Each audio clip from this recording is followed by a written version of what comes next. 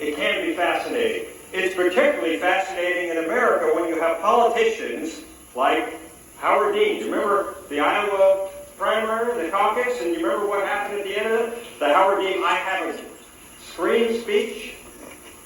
That was a hoot. It was some of the best entertainment ever. They kept replaying it on Jay Leno and Letterman and all those shows. But it's not just Howard Dean. It's also John Kerry. Just last month. How does he start off his acceptance address before the Democratic Convention? Walks up to the podium, salutes. "I'm John Kerry and I'm reporting for duty."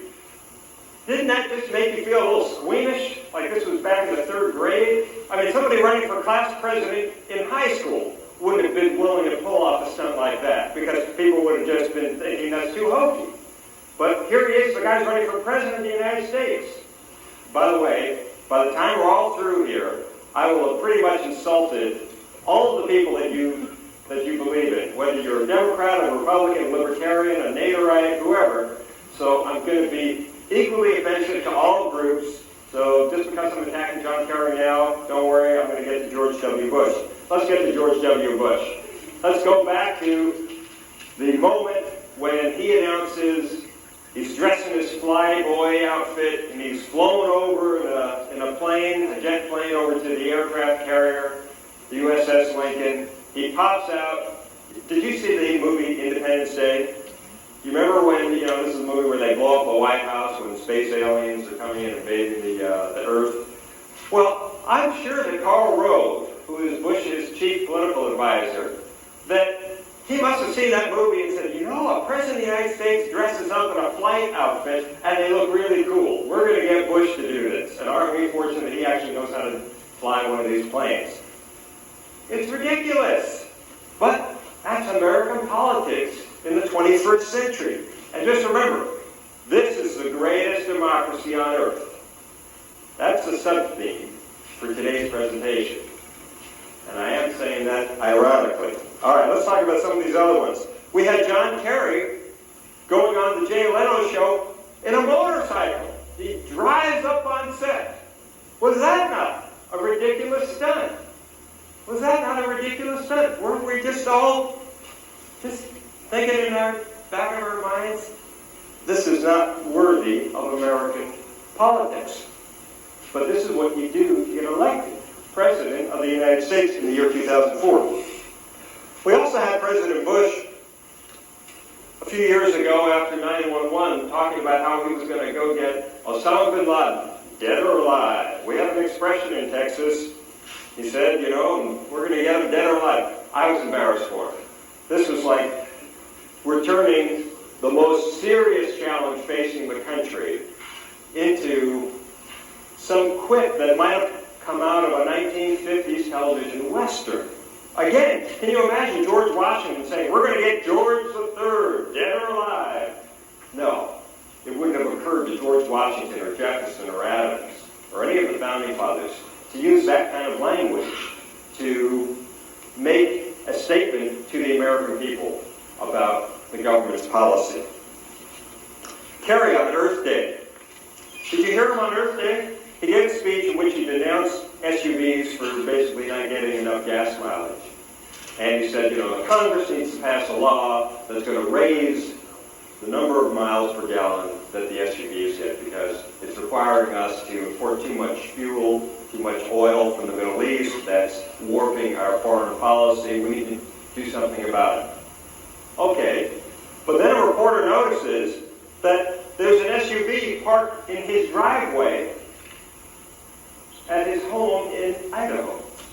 And they ask him about it. And his response, he says, oh, that's not my car. That's my family's car.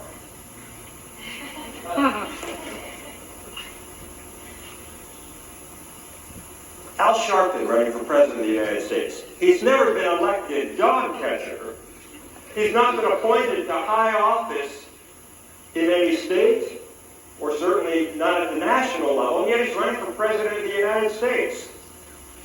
Shouldn't somebody, before they run for president of the United States, at least have some experience in national issues where they've held an office? Would anybody 100 years ago, 150 years ago, have dared run for president on as thin a resume as Al Sharpton. Or, for that matter, as George W. Bush 4 years ago. He'd only been president, he'd only been a governor of Texas for 5 years. That was the sum total of his experience holding a powerful office. And in fact, in Texas, the governor isn't even all that powerful an office. 5 years.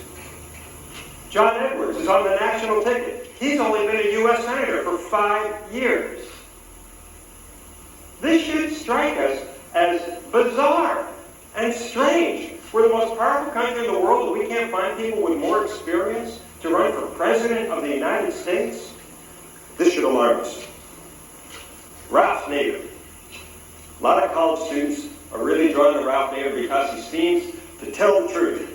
Well, Ralph Nader has told two of the biggest whoppers in American political history. His big whopper 4 years ago was that there's not a dime's worth of difference between the Democrats and the Republicans. Does anybody believe after 4 years of George W. Bush's presidency that there's not a dime's worth of difference between the two political parties? Al Gore, whatever you may think of him, never would have gone to war in Iraq. Almost everybody has agreed that this was a war that was George W. Bush's making. This was not a war that almost any president that I can think of in the last 50 years would have been willing to fight. It makes a difference who you elect. So that was line number one from Ralph Nader. Line number two from Ralph Nader, which he's peddling even to this day. He's saying that his candidacy is not going to draw votes away from John Kerry. It's just not true. There's been poll after poll after poll that shows he pulls 2 or 3%. And it's basically that 2 or 3% is coming from voters who would have otherwise cast their vote for John Kerry. He keeps talking about how he's going to bring all these new people into the system. In fact, he'll bring some new people into the system, but most of the people would have voted anyway. One other thing about Ralph Nader, not to beat up on him more than I'm beating up on the other guys, but Ralph Nader is running an interesting campaign. He claims to be above the Democrats and the Republicans. But how is he getting on the ballot in all these states? With the help of Republicans. In Wisconsin, he only got on the ballot because the Republican Party was able to round up 50,000 signatures with a petition to get his name on the ballot. Now, they say politics makes strange bedfellows. This is really strange. This is really strange. All right, let me keep going. Al Sharpton, speaking of candidates who have strange bedfellows, who was Al Sharpton's chief political advisor during the primaries? Anybody know? It was a Republican hatchet man by the name of Roger Stone. Strange. American politics is strange. Very, very strange. And it's not just this election, in the last couple of years. You go back past elections, go back 4 years ago, Al Gore was running for president. He had a consultant on the payroll for $15,000 a month. Her name was Naomi Wolf. She's a writer, kind of an amateur sociologist. And what does she say to him? She says, you got to wear earth tones. You got to come across like an alpha male. This was worth $15,000 a month. Apparently, he didn't know who he was at age 50. He had to have somebody tell him who he was. And then he had to start wearing clothes in a certain way to communicate to the American people who he was. It's very strange. And yet we just kind of accept it. Oh, yeah. It's strange. Bill Clinton in 1992, talking about his underwear on MTV. Now, this did happen to help him draw more youth support than any previous candidate running for president since young people got the vote in the early 1970s, when the voting age was lowered to 18.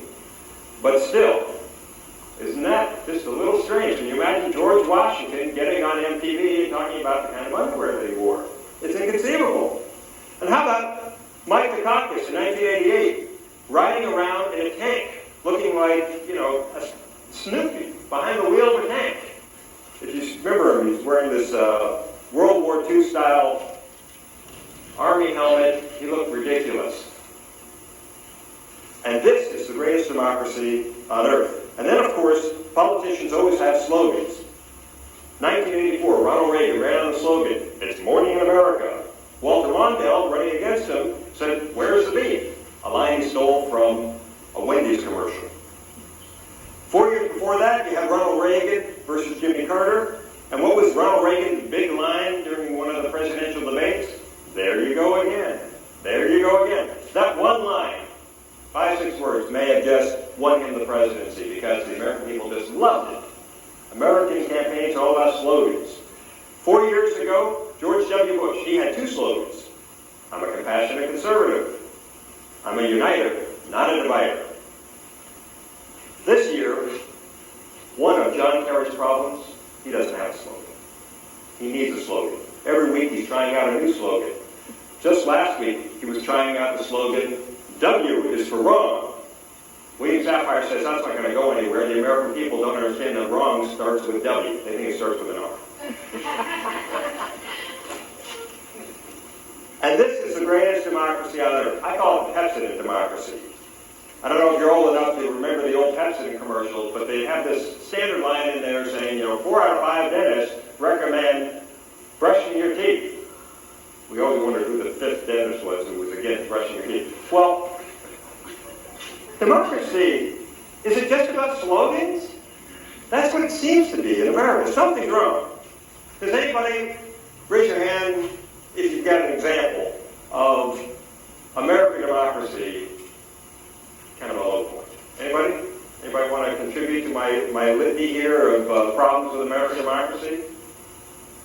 No? All right. Let's keep going. Something is wrong. But here's the thing. We love to make fun of politicians. We love to make fun of politicians. But is it them? Or is it us? Should we be looking in the mirror and asking if we are the problem? I like to think of this almost like it's a Dr. Phil show. He's got, dysfunctional families on, and usually there's somebody in the family who's acting out, and then there's people who are enablers.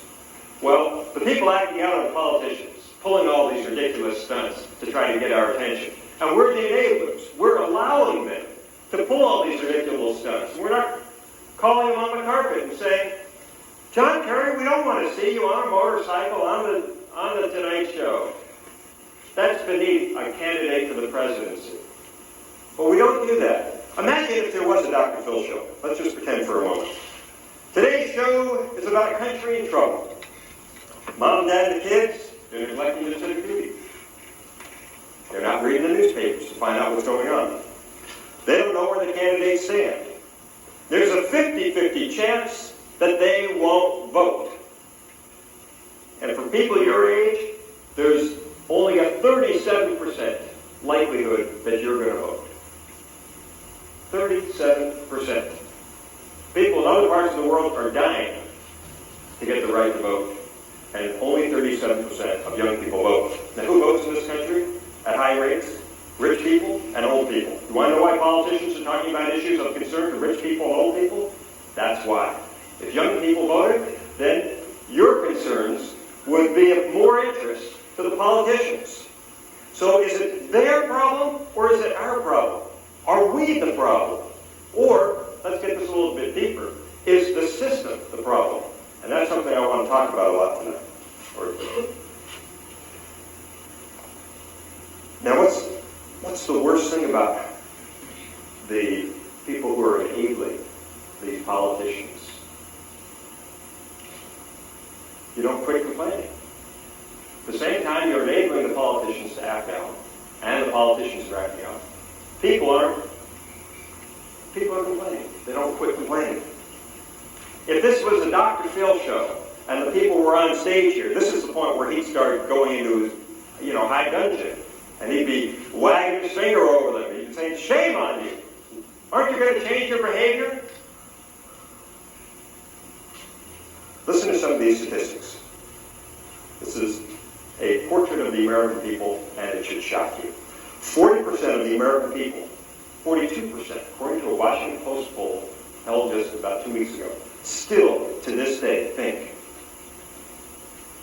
that Saddam Hussein was behind 9/11. We've had commission after commission concluding absolutely not true. We had George W. Bush himself a year ago saying on camera at a cabinet meeting, not true. And yet still, if the American people can't get something as important as 9/11 right, the most fundamental basic fact about the biggest event in America since maybe Pearl Harbor, how can we allow them to have the vote? We ought to pull the voting card of any person who thinks that Saddam Hussein was behind 9/11. Now, maybe if we're in luck, those 40% are part of the 50% that don't vote. That would be good. But in fact, we know that they do vote. That should frighten us. All right, let me keep going with statistics. 45% of the American people think that Saddam Hussein and Al-Qaeda collaborated. Again, despite the facts. The 9/11 Commission has said Al-Qaeda and Saddam, yes, they had contacts, but no, they weren't collaborating. They weren't in business together. And yet, 45% think that they were. 60% of the American people believe that Iraq, the war in Iraq, is a mess. And you know what? I believe that they're right about that. But here's the funny thing. A majority, an overwhelming majority of the American people also believe that George W. Bush is doing a good job fighting the war on terrorism. Well, how can that be? Because George W. Bush says the first theater in the war on terrorism right now is Iraq. We're not winning the war in Iraq. And yet the American people think that George W. Bush is doing a great job. Now, either we're misguided or he's misguided. Either Iraq is a central front in the war on terror, or it isn't. You see what's happening here? The public mind is not coherent. People don't think through their positions. And yet, the public has the power. This is a democracy. This should disturb you. We should be a little bit disturbed about this. I'm not arguing against democracy. I'm just trying to point out some of the flaws in our democracy, and then I'm going to suggest toward the end what we need to do about it. Because we have serious flaws in our democracy. Another problem. We love to pat ourselves on the back and say, we have more access to more information about politics than any generation, not only in America, but in the history of the world. We've got talk radio, we've got 24-hour cable, and of course, we've got the internet. A fantastic internet. 7 days a week, 24 hours a day, you can click, find out information. But here's what we know. The University of Michigan has been performing studies over the last half century, measuring what Americans know about politics. Today, the American people know less than their parents or grandparents did. We're dumber. We have gotten dumber. We have more technology, and we're dumber. What's the turning point year? 1965. What happens in 1965? A majority of Americans, for the first time, start getting their news from television rather than from newspapers. When we relied mostly on newspapers, we were better educated. And why is that? Television is wonderful as a medium for communicating emotion and experience. You got a hurricane to cover. You don't want to read about it in the newspaper. You want to watch it on television because the reporter standing out there, in the wind with iodine coming, that really has an impact on you as a human being. You can feel it. You understand it. But politics is complicated. On television, they can't deal with complicated. They can't explain to you how Social Security works, or Medicare, Part A and Part B. Forget it. You already have lost the American people. And if you put that on television, like on PBS, people won't watch. Small numbers will, maybe 1 million or 2 million. We have 300 million people in this country. It's a problem. Another problem. judge candidates not by where they stand or what their character is, but by whether we like them. This is another subsidiary effect that television has had on American politics. The question should not be whether you want to go to a barbecue with somebody, and yet every single time reporters go interview voters to find out, let's say they'll watch a presidential debate, and they'll say, what do you think? Who won, who lost? The first thing out of their mouths will be, I like George W. Bush, I'd like to go to a barbecue with him. Well, let me tell you something. If George Washington were running for president today, you wouldn't want to go to a barbecue with the guy. He was cold, he was stiff, he was remote, he was aloof, and that is a totally irrelevant criteria for electing somebody president of the United States. And yet we do it. Why? Because television turns us all into theater goers. You go to the theater, you pay your money, and you sit back and they entertain you. Every night when you turn on television and watch the news, people are entertaining you. So entertainment values have suffused our politics, and they've warped our values. That's a real problem. We're not asking the right questions. The American people say that they hate negative campaigns, and yet negative campaigns work. If the public was really serious about this, they would punish candidates who put on negative ads. But they don't. And what is really ironic about negative advertising? They are the single best source of information that the American people have today about what's happening in politics.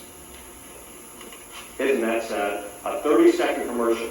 All of American democracy, 200 years plus of American democracy, comes down to a 30-second commercial. The 1 minute is pitching Tide or baby diapers or Viagra, and the next minute is pitching a political candidate for president. It's very, very, it's distressing. I'm distressed by it. You should be distressed by it, I think. This one I really like. About a month ago, the New York Times conducted a poll. Want to find out where people stood on gay marriage. And they asked people, should we amend the Constitution to define marriage as between a man and a woman? And a majority said yes, we should. 3 questions later they were asked, should we change the Constitution so that only a man and a woman can get married? And the majority said no. The New York Times summarized this as, well, the Americans want to amend the Constitution, they don't want to change it. Which makes no sense. The public mind is not coherent, and yet this is a democracy. And the public has the ultimate authority in our democracy. We should be frightened. We should be frightened about this. Again, if Dr. Phil were here, he'd be saying, shame on you. Shame on all of us. So where do we all go wrong? First of all, anybody want to comment on what I've been saying so far? I'm hoping that I particularly shape these points to be controversial to get your attention. There are all kinds of softer ways I could have made these points. I'm trying to make them in a somewhat crude manner because I'm trying to break through. We're so used to people pandering to us. The politicians pander to us. They say to us, the American people are so wise. If only the officials in Washington were as wise as the American people, we'd really be doing great in this country. And the media, they pander to us too because they want our vote in effect. They want us to watch their station. Because if we don't, they get low ratings. That's all I have. I'll ask you a question. Earlier when you asked if there was another low point in democracy, linking that with what you said about Ralph Nader and takes away from the Democratic vote, do you not think that it's a low point in democracy when we're afraid to vote for a party that's not already in power, even though we don't believe in it? Well, we fundamentally have a two-party system in this country. We've had it for almost the entire history of the country. Third parties have served the role, as the historian Richard Hofstadter said, of basically being like a bee sting. They sting the body politic, and then they go away and they die. And what they do in the process is put on the national agenda some issue that previously the two major parties have refused to acknowledge. So I really think that that's the purpose of third parties in our system. The purpose of third parties is not actually to win. But the Democrats and Republicans were both third parties that were voted in, right? No, they weren't. They were always the two major parties. It wasn't like Whigs and Tories. Well, the Whigs died, and then the Republicans replaced them. The Republicans weren't a third party. The Whigs just literally lost their base, and they ended. You never had the Whigs versus the Republicans versus the Democrats. The Whigs as a party died. The Republicans came in immediately after, and so you had Democrats versus Republicans. The Democrats were formed by basically Andrew Jackson, Tennessean, and Martin Van Buren in the 1820s, and it was because there was great discontent about the, I don't want to do too much of a history lesson here, but the so-called era of good feelings, which occurred under Madison and Monroe. This is when we basically didn't have two parties. We had a one-party system, the party of Thomas Jefferson, and there was a lot of dissatisfaction with that system. And so Martin Van Buren really was the driving force here. He decided we need to create a party that's going to really represent farmers, laborers, and people that Jackson appealed to, frontiersmen, rural people. And he created a party. So that's the origins of the party system. I could talk for an hour about it, but it's a little bit of a side issue. Does that somewhat answer your question? Okay. I mean, I don't think you should be afraid to vote for a third party, but just understand what the consequences are. It's always a protest vote in America because of the system we have. We don't have a European system. If we had a European system, you could vote for the third candidate, and he could get a certain number of votes, and then he could go to Parliament, and he could help create change in that manner. But we don't have that system. Any other questions in the back? Yes? What are your thoughts on Ross Perot and that third party? I thought Ross Perot, whatever you thought of him as an individual, performed the typical classic third-party function in American politics. The two major parties, until Ross Perot came along, were not really serious about solving the problem of a national deficit. Ross Perot helped put that on the national agenda, and he showed that there was actually a constituency for it by getting such a high percentage of the vote. The highest percentage of the voters as a third-party candidate since any candidate since George Wallace ran back in 1968, 1972. I thought he did a wonderful job. What he did was he actually did something very unslick. He went on television, out of his own pocket, buying up a half an hour of time, and he took out these dopey little charts, and he explained to people what the impact was on the country of having deficits of hundreds of billions of dollars every year. And he educated people.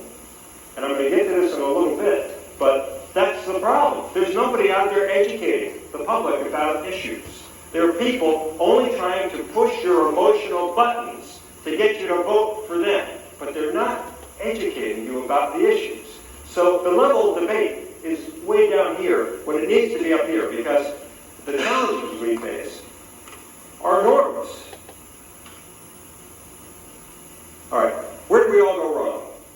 I had a friend, I grew up in New Jersey, and I had a friend, Dave Stewart, who was a rabid right-winger who voted for Barry Goldwater in 1964, who was considered very right-wing back then. Today, if he were still alive, he might be elected president. But back in 1964, his politics were considered out of the mainstream. He lost in one of the biggest landslides in American history. My friend Dave Stewart liked him. So one day I'm talking to Dave. I said, Dave, where do you think we went off the rails? Where did we make a wrong turn? And I thought he was going to say, when Lyndon Johnson was elected and he put in place the Great Society. But no, that's not what he talked about. And I thought, okay, well maybe he's going to cite the New Deal and Franklin Roosevelt, where we got the welfare state. No, he wasn't going to talk about that either. He went all the way back in American history to the 1820s and the 1830s. And I thought, wow. I mean, this was such a big event. This was like the men landing on the moon for me as a kid who loved politics. I, to this day, can remember exactly where I was standing when he told me this, because it was like a lightning bolt. And what happened in the 1820s? Why is he saying we took a wrong turn? I mean, it's a flabbergasting thing to say we've been on the wrong track since the 1820s. What happened then? Who got the right to vote? No, women didn't get the right to vote. Who got the right to vote? The masses got the right to vote. The masses got the right to vote. It's the single biggest event in American history. Before the masses got the vote, only white adult males with property could vote for president. When the masses got the vote, it changed our politics. In some ways, it improved our politics, and I'm certainly in favor of mass democracies. But look at the consequences. Before the masses got the vote, we had presidents like George Washington, John Adams, Thomas Jefferson, James Madison, James Monroe, John Quincy Adams. We have never had a string like that again, and we never will with a mass democracy. Before there was mass democracy, people basically voted for two things. One, the first criterion was they looked at a guy's resume. Is this somebody who has a resume that is sufficient to be president of the United States? And secondly, they looked at their agenda. And there was fierce politics, it was dirty politics at this time, in the early years of the Republic. Every bit as fierce and dirty as we've seen in this current campaign. But they asked the right questions. They asked the right questions. Once you have mass democracy, once it's about trying to appeal to the masses, then people start asking the wrong questions, because all of a sudden it becomes a game of image and pushing the emotional buttons of the people to get them to support you. Look at what happens in 1840. You've heard of Tippecanoe? Tippecanoe and Tyler too? Tippecanoe was William Henry Harrison. Why was he put up by the Whigs to run for president against the Democrats in 1840? Well, he was a war hero. 30 years earlier, just like John Kerry was a war hero 30 years before he ran for president, and John Kennedy was a war hero 30 years before he ran for president, William Henry Harrison was a war hero 30 years before he ran for president. There's something about 30 years. It runs typically through American history that we draw on those people for our presidents. They're running him for president because they saw that the Democrats had one with a war hero. The war hero was who? It was Andrew Jackson from Tennessee. So they thought, okay, apparently the American people like war heroes for president. We're going to run a war hero. Now, Harrison wasn't in Jackson's league, but at least he could claim some mental heroism. But how did they run him? Being a war hero wasn't enough. They also had to manipulate the voters in other ways. And the chief way that they settled on was to sell him as the log cabin candidate. And he went around the country. And by the way, he's the first presidential candidate to actually campaign for the office. Before William Henry Harrison, presidents stood for office. They did not run for the office. And they literally stood.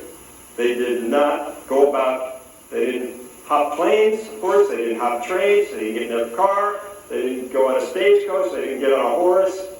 No, because that was considered beneath you. When we had basically a Republican form of government, the first 30 years before the masses got the vote, that was considered something you don't do. You don't ask for somebody's vote. That's beneath you. So what happens? He goes around the country and he says, I was born a log cabin. He wasn't born a log. He was born in a 3-story red brick mansion on James River. It's still standing. You can go visit. It's in Virginia. His father was a signer of the Declaration of Independence. The Harrisons were one of the big dynastic families in America. But to get the vote of the people, he had to pretend that he was one of them. So he put over this lie. And the politicians, when he won, took this as a lesson. We can lie to the people, we can get away with it, so we're going to lie.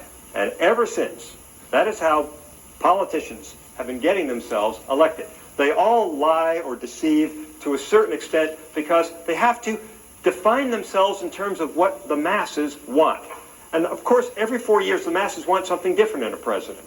Sometimes they want an older guy who's going to be reassuring. Sometimes they want somebody who's dashing and young and energetic. Well, you're running for president, you look at the scene out there and you say, okay, the people want this, I'm going to pretend that I'm that this year.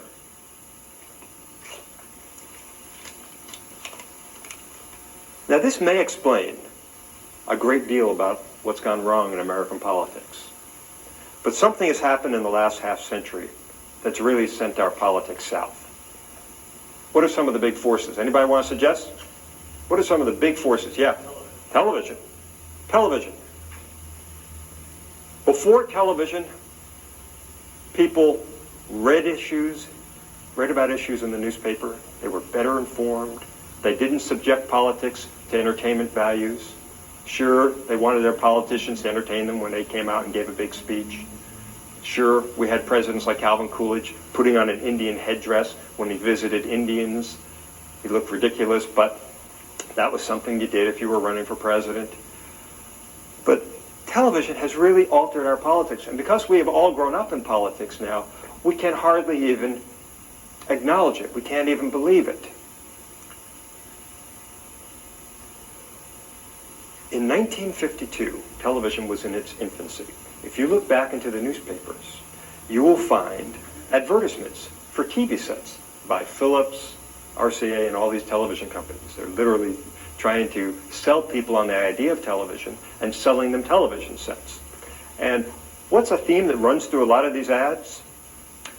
Buy a television set because you will now get a front row seat in politics. You won't have to listen to the party bosses explain who to vote for. You'll now be able to watch politics unfold in front of your own eyes and make up your own decision.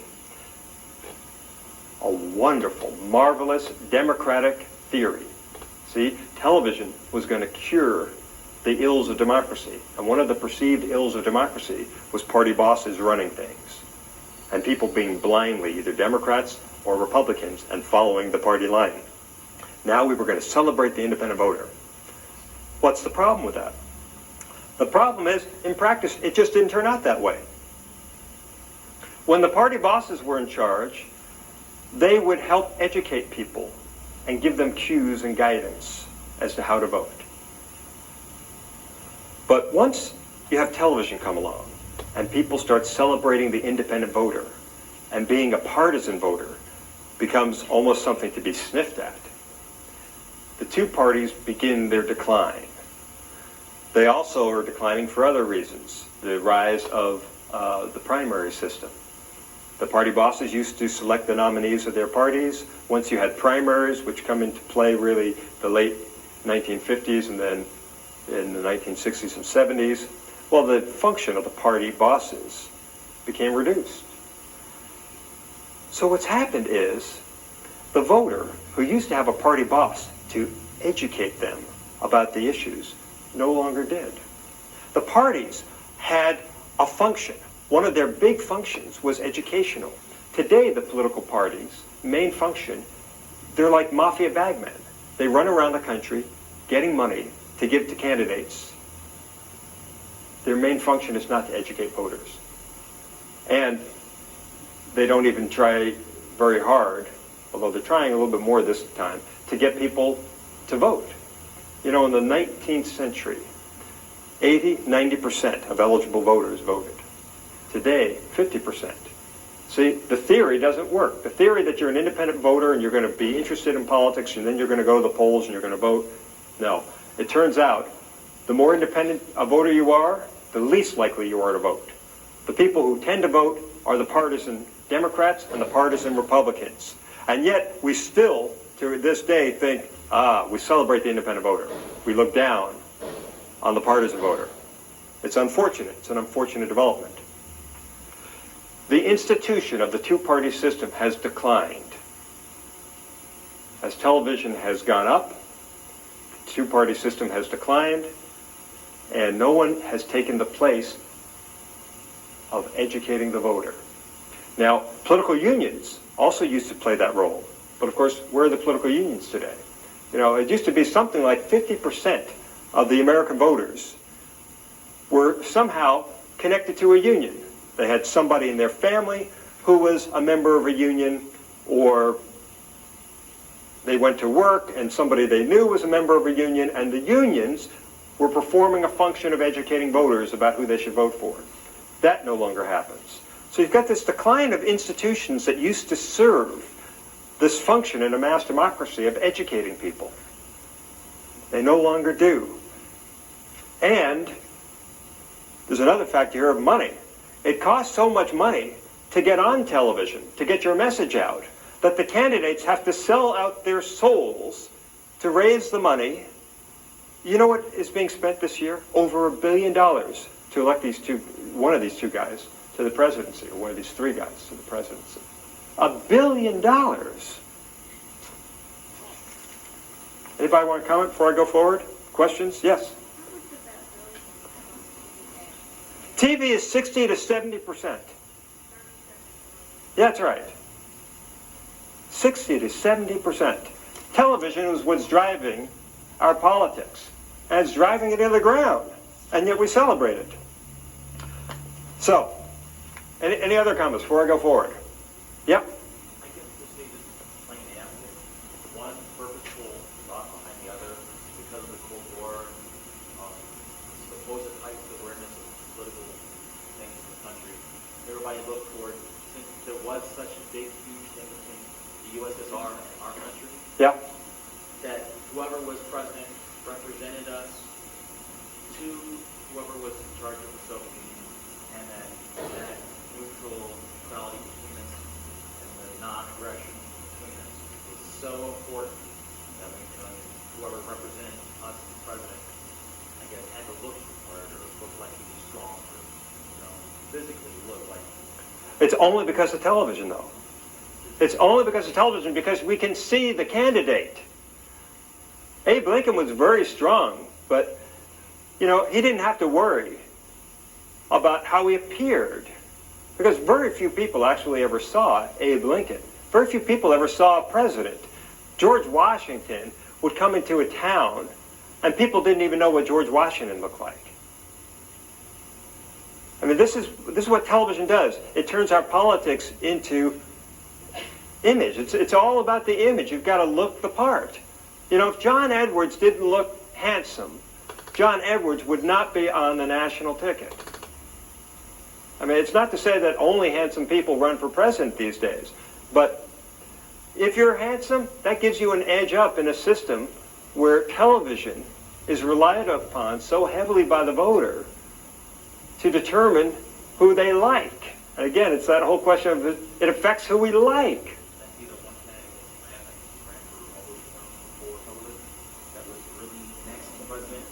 But wouldn't have won today because he had a huge boost in his son, FDR?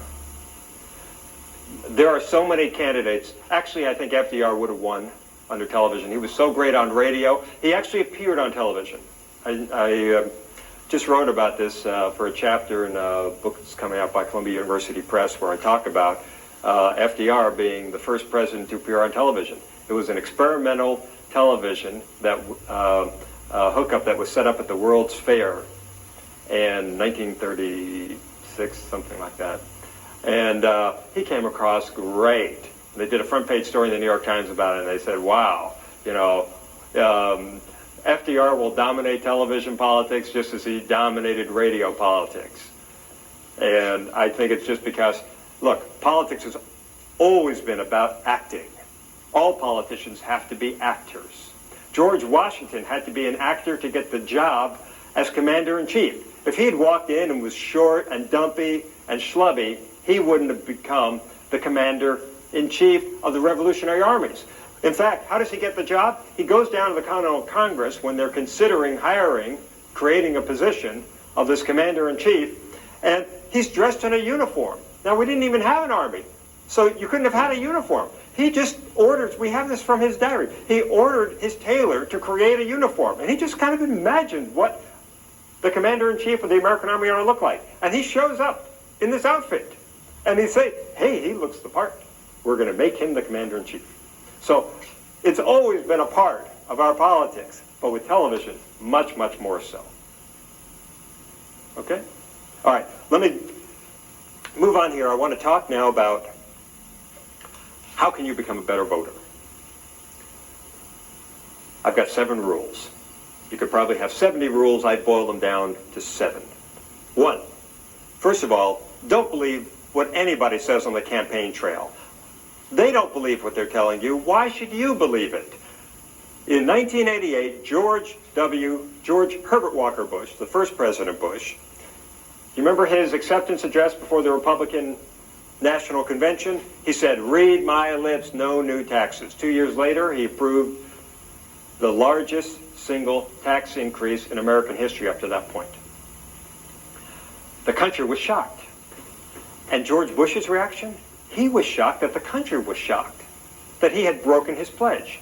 Because in his mind, he sharply distinguished between what you did on the campaign trail to win the office and what you did once you were actually charged with the responsibility of the office. He saw a big difference.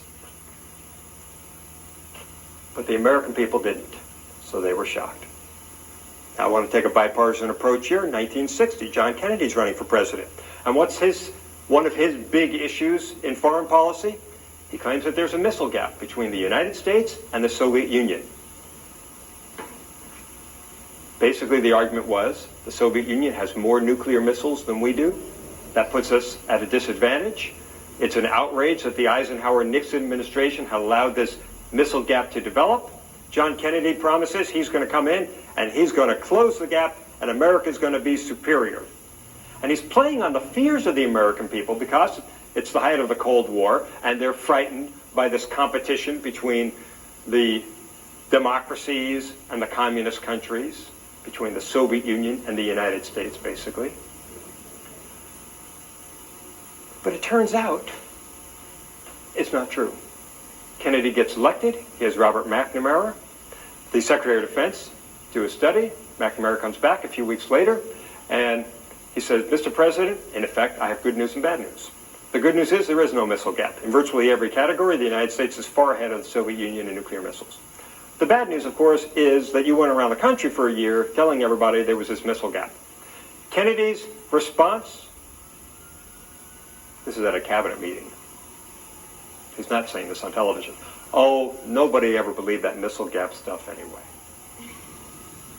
They don't really take seriously their own rhetoric. They will say whatever they need to get elected. Anybody want to comment on this before I move on? All right. Rule number 2. Watch the news as if it were a scene out of Alice in Wonderland. You remember the story of Alice in Wonderland? It features talking rabbits wearing white gloves. Really strange stuff. I think you've got to have a sense of humor if you pay attention to politics. Otherwise, it'll drive you crazy and it'll turn you into some kind of single-issue fanatic because you'll just say, this is just repulsive. It's ridiculous what's going on in American politics. So you got to look at it with a little bit of distance. And let's take a look at the impeachment of Bill Clinton and see where's the humor in that.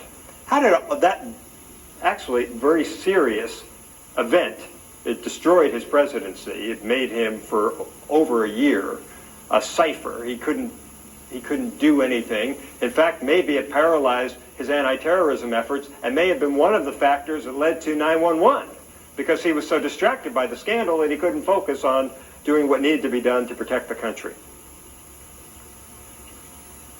How does all that start? In 1995, Yitzhak Rabin, the Prime Minister of Israel, gets assassinated. President Clinton decides he's going to lead a high-level delegation of American officials to Jerusalem to pay his respects. He brings along the Speaker of the House, Newt Gingrich. Only when they land, Clinton goes out the front door where the cameras are, and he makes Newt Gingrich go out the back door where there's no cameras. Newt holds a grudge. He's upset about this. 6-7 months later, when he's in a position to stick it to Clinton and blame him for the Congress's failure to pass a budget, he shuts down the federal government forcing the White House to lay off all the paid employees. The only people who can hang around are either the security people, Congress did provide a little loophole for them, and the White House interns, because they're not paid. One of those White House interns is Monica Lewinsky. And one day, Bill Clinton gets it in his mind, he wants a pizza. Monica's there to deliver pizza. This is Alice in Wonderland stuff. And that leads to the unraveling of his presidency. It's fun, it's amazing. Now, it's not just there. Let's look, I mean, we've got the Terminator as the governor of California. We've got a former fake wrestler who became the governor of Minnesota. He wasn't even a real wrestler, he was a fake wrestler. We had a billionaire by the name of Trump, before he became a television star, actually flirted with running for president 4 years ago. You may not remember this, but there were a few months there where he actually thought he might run for president. And what was his big platform? He was going to wipe out the federal debt in 1 year by raising taxes on the rich by $6 trillion. Every time I have to read it because it's such a large number, it doesn't even, it's incomprehensible. Of course, that might have triggered a Great Depression, but he wasn't really serious. He was just using it to get some attention for himself. Before that, we had Steve Forbes, twice running for president, another billionaire who had all the charisma of a wooden wind-up doll, but he's running for president. I mean, this is all Alice in Wonderland stuff, these guys running for president, running for governor. We should laugh at it. We should have some fun. All right. Anybody have an example of their own Alice in Wonderland moment in American politics? No? What? The 2000 election. I mean, just election night was, Dan Rather announcing that candidate George W. Bush has won Florida. You can take that to the bank, he said. Literally said that. And then, within an hour saying, well, we pull that back. We're taking Florida out of his column. It turns out he didn't win Florida. He's not the president-elect. And this went on with, all the networks. They were all making fools of themselves that night. And just the whole thing, everything that went on there. The chads, the holding up of the ballots. I mean, the rest of the world looks at this, and to them, we are the world's greatest democracy. Don't forget that. We're the world's greatest democracy. All right, rule number 3. I've already mentioned the log cabin myth. Well, be alert to this. Don't get sucked in when candidates start pretending that they were born in a log cabin, or they start playing on your emotional strings to make themselves seem like they're ordinary people. They're not ordinary people. The top prize in the last election had to go to Al Gore. Here's what he said in a speech. My mother was born a poor girl in East Tennessee, at a time when poor girls were not supposed to dream much. She worked in an all-night coffee shop as a waitress for 25-cent tips. And then he added that he himself plowed muddy fields on his grandpappy's Tennessee farm, just down the road from here. Well, during the summer, yes, he would go home to his grandpappy's farm and he'd play around in the field, but this kid grew up in a hotel in Washington, D.C., and he attended one of the most prestigious prep schools in the entire country. He was not a poor boy who made good. And you know what? Neither was Bill Clinton, a poor boy who made good. His memoirs just came out. They're actually pretty honest. What's the story he tells in the first 100 pages, which is so far as I've gotten? 999 pages. He could have written a shorter book. What story does he tell? He tells about his childhood. And he explains that his father was the owner of the local Buick dealership. Not the used car lot, the Buick dealership. I grew up in a small town in New Jersey. The guy whose dad owned the local Buick dealership was a big wheel in our town. And who was his best friend? Mac McClarty, who became his chief of staff. What did Mac McClarty's dad do? He owned the local Ford dealership.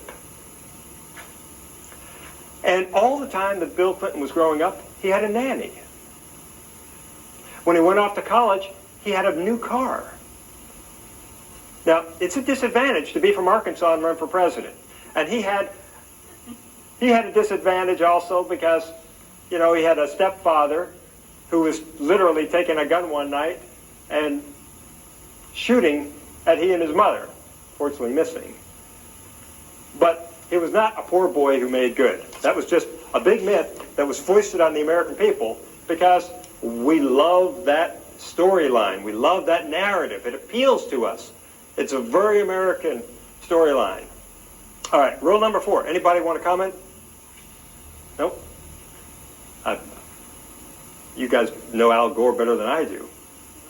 Oh, yeah. All right. Rule number 4. Never paying attention to the candidates' claim that they're running to help the country. Of course they're running to help the country. And there is a powerful streak of idealism that runs through virtually all the presidents in American history, with the exception, I think, of James Buchanan. I've studied his career. I can't find a single strand of idealism that runs through his career. But all the other presidents, yeah. 42 men have been elected president of the United States. Of those 42, 10 were either raised to be ministers or were the children of ministers. That speaks to a powerful streak of idealism in their careers. But why do they run? They run because there's some little engine inside them that says they have to run. Abe Lincoln's law partner, William Herndon, said that his ambition was an engine that knew no rest. And that is true of all the presidents. Imagine, day after day, waking up at 4 in the morning or 5 in the morning to get on a little plane, to go out to some hinterland, to speak to this group and this group and this group and this group, eat bad food, and not finally wind up in your own bed until midnight, not seeing your family, your kids, not just being able to relax on the weekend and watch a football game. It's an enormous, powerful ambition that drives somebody to do that. They're not normal people. That was the conclusion to my book on presidential ambition. None of the presidents are normal people. Normal people don't have this kind of drive. Who said this? No man knows when that presidential grub gets gnawing at him just how deep it will go until he has tried it. Was that Richard Nixon? No, that was Abe Lincoln. And look at their records. Abraham Lincoln running for the state legislature at age 23. This is 6 months off of his father's farm, where all he really knew was plowing, and he's running for a seat in the state legislature. The guy had all but 1 year's total formal education. He loses at 23. 2 years later, he runs again, and he wins. James Garfield, president of a college at age 26. Teddy Roosevelt, running for the state legislature at age 24. Even that non-entity Warren Harding was a publisher at age 19. FDR, a state senator at 28. Vice presidential candidate at 38. Lyndon Johnson, congressman at 29. Nixon, vice president at 39. Bill Clinton, governor at 32. That tells you a lot about who these people are. And they run even over the objections of their own wives. Andrew Jackson, Zachary Taylor, John Quincy Adams, Franklin Pierce, Warren Harding, Franklin Roosevelt, Harry Truman, Lyndon Baines Johnson, and Richard Nixon. All of them ran over the objections of their wives. And they still ran. Rule number 5. Oh, and before I forget, I just got to make this point. On the altar of their ambition, they are willing to sacrifice their families, compromise their principles, drive themselves into early graves. The presidents tend to die younger than other men. It's really amazing what they do for their ambition. Number 5, don't listen when they say they're healthy. The single subject that presidents have lied about most, more than taxes, more than war even, is their health, their private life. Why is that? They believe that nobody should be asking them questions about it. And if you dare ask them a question about it, they feel free to lie about it. That's just a fact. It doesn't mean that they are liars. It just means you're asking too much of a human being. And they say, so far and no further. Chester Arthur suffered from Bright's disease. The press asked him about it. He lied. He said, nope, I don't have it. Grover Cleveland had cancer. While he's president, he has an operation to remove the upper part of his jaw because it had become a cancerous membrane. He denies he has cancer. He doesn't even tell the public that he had an operation. He pretends he's gone away on a 4th of July vacation to New Jersey. Woodrow Wilson runs for president even though he suffered 2 strokes before he ran for president. He doesn't tell the American people about it. Franklin Roosevelt runs for president for a 4th term in 1944, doesn't tell the public that he's a dying man, and in fact dies just a few months after he takes office. Dwight Eisenhower in 1949 suffers an apparent heart attack that puts him into a hospital in Georgia for a month. He doesn't tell the public about this. We only found out about this in the last 15 years when historians started going through his medical records. John Kennedy suffered from Addison's disease. If that bullet hadn't have got him in Dallas, Addison's disease would have cut short his life. He never would have lived to an old age. He couldn't get up in the morning without being shot full of drugs. And it was so painful he would wail in pain in the White House. You could hear him. Jackie would come running because he'd have to jab himself in the leg every single day with treatments. Why does this happen? When does this happen? Anybody have an idea? Nobody asked George Washington about his personal life or Thomas Jefferson. Jefferson suffered in his diaries, he tells us, from diarrhea, basically the whole first 4 years of his term. But it's not in the newspapers. You think in the 1820s? It doesn't happen in the 1820s, no? Nobody talks about a president's health or personal life in these intimate ways. Until when? We can pin it down to an actual month, year, and a day. And it's the day that James Garfield gets shot at Union Station in Washington, D.C. What happens that day? He gets shot, but he doesn't die. He lingers for 3 months. And the penny press, which was a new development in American history, you had these papers that are being sold for a penny, so everybody could afford a paper, no matter how low their wages. They start reporting on the president's health. And they find out that every time they have a headline about the president's health on the front page, they sell more papers. And that's when reporters start asking questions about a president's health and a president's personal life. Because, and all of a sudden, and this is what's really key, your health, the president's health, becomes an issue susceptible to public debate. What is our politics all about? It is finding issues susceptible to public debate. Presidents don't talk about Social Security or Medicare because that's not an issue susceptible to public debate. It's too complicated. So they're always looking for issues that people can have an emotional reaction to where they don't have to know a thing. You don't need to know a thing to have an emotional reaction to the news about a scandal, somebody's health. That's what our politics is all about. It's not about educating the voter every 4 years. It's about pulling some emotional string to get a predictable reaction. Don't believe them when they talk about their health. And George W. Bush, you know, that whole thing of he supposedly is watching a football game one weekend and he chokes on a pretzel and he falls down. I don't know if he was lying or not, but knowing this history, I bring a certain healthy skepticism to the story that the White House put out. We'll know the truth 15, 20 years from now when the memoirs start coming out and people get a little honest. And it's no longer part of the political calculus to conceal. Then we'll find out what that pretzel incident was about. Rule number 6. Don't worry that they'll behave as badly in office as they do on the campaign trail. Thank goodness they actually do see this line, as the first President Bush put it, between campaigning and governing. They're usually better governing than they are campaigning.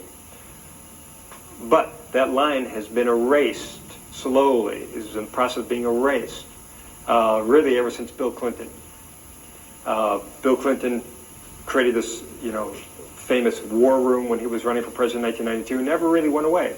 To stay on the offensive, to stay on the attack, to keep winning. They kept it going while he was president. And now you've got the point where George W. Bush, see, it's a bipartisan thing. It's not a Democrat or a Republican phenomenon. He's got Karl Rove. And before they never had an office in the White House. And it's all about every single issue gets subjected to what are the political consequences of that decision. That's changed our politics. Finally, rule number 7. So what do you look for in a presidential candidate? First, we have to decide what it is that a president does. And he wears many hats. And we have to keep this uppermost in our mind. First and foremost, he's the commander-in-chief, of course, because he's got his finger on the nuclear button and can blow up the world 6 times over. So we have to decide, is this person responsible enough to have that amount of power? And it's virtually unlimited. He's got the power of a dictator when it comes to foreign policy and military things. 2, he's also the educator-in-chief.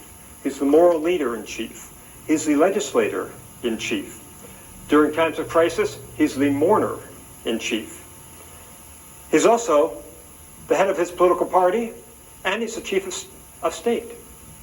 Now, what's the first thing you notice about all those hats he's wearing? You can't wear them simultaneously.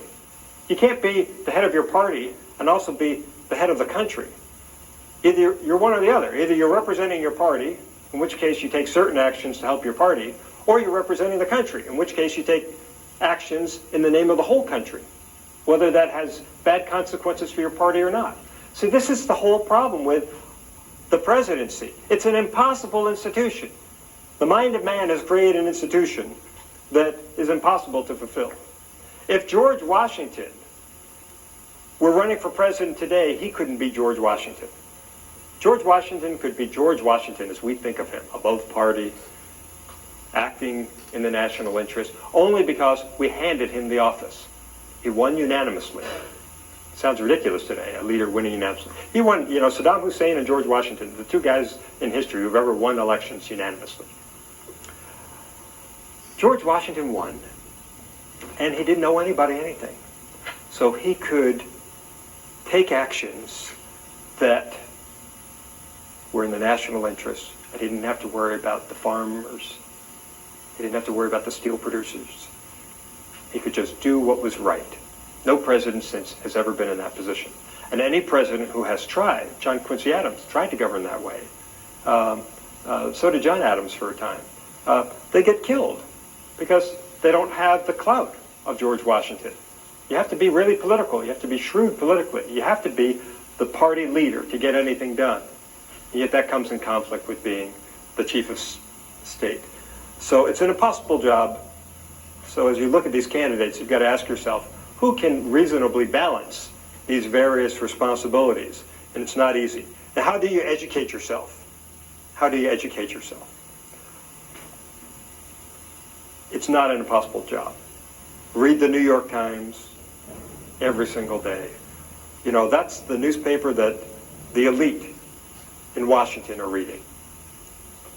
Why should you deprive yourself of the chief source of information that the elite have? You can have it too. It's either 50 cents a day or it's free online. And, for me, this is my job, so I spend 2 hours a day reading the New York Times. It's like a college course. You enroll in a college seminar, and you spend a couple of hours a week. That's what reading the New York Times is all about. It's like a college course. That's how you should think of it. And it goes on throughout your entire life. You're always attending college. And it keeps you alive, and it helps make understandable what is often incomprehensible to people who don't follow things. And if you don't have 2 hours, I don't expect any of you do, each day, pick one issue, one really meaty subject article in that paper, and read that. Now, of course, the New York Times is considered a liberal paper. It is a liberal paper. There's no question about it. So for balance, read the Weekly Standard, which is the single best conservative magazine. It's edited by Bill Kristol, who's as right-wing as they come. He puts out a wonderful magazine every week. It's intelligent, it's well-written, it's well-edited. I highly recommend it. And then, if you want a liberal magazine, either go for the New Republic or the Nation. You have those 3 sources, and you can get all of it on the web for free, and you will be an educated voter. And that is the goal. Thank you.